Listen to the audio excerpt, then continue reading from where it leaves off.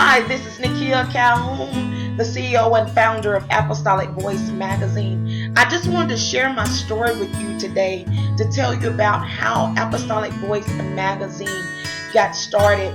It started last year at a time in my life where there was no finances coming in for me, myself, and my spouse was the only one that was working in the household.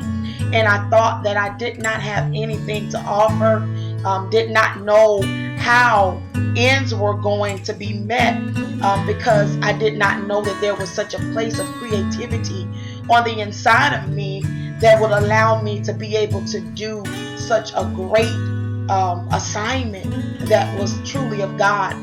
When the assignment came to me, of course, I did not accept it.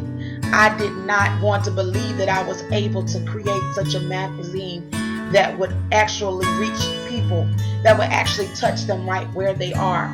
And the Lord began to tell me was that this magazine was so important that He was going to get the glory for this assignment. Now, I would love to tell you that when the Lord gave me this assignment, that I was jumping up for joy.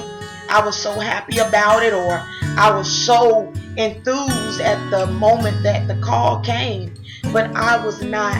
I really thought that I was incapable of doing such an assignment and also doing such a work of the Lord, and even just allowing this assignment to just really take place on the inside of me.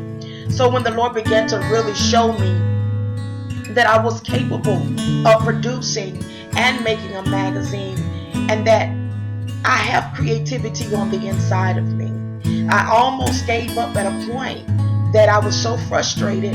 I also looked for someone else to create the magazine. And when I did reach out to this person that was specialized in it, the person had all the knowledge of establishing a magazine, putting the magazine together, even the different lingo with the business, and giving the statistics of how successful a magazine can be and how it has its ups and downs. And when the person did write me back, and of course it was through email, the person began to tell me that this particular magazine would not be successful. This particular magazine would not be able to make it. Do you have the money to finance it? Do you have the money and what it takes to make sure that you're on top of your game to produce it? And at that very moment, I began to doubt myself.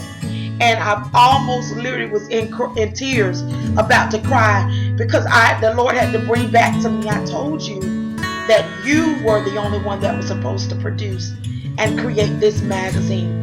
And at that very moment, I wrote the man back and I told him, thank you so much for giving me the information, but I'm truly walking by faith, because I believe that this magazine was something that the Lord gave me to reach the people. And I really need someone that's going to be on my team versus tell me that it's not going to be successful. So at that time, I told my husband about it, and I was contemplating, Lord, did you really give this to me? Did you really give this assignment to me?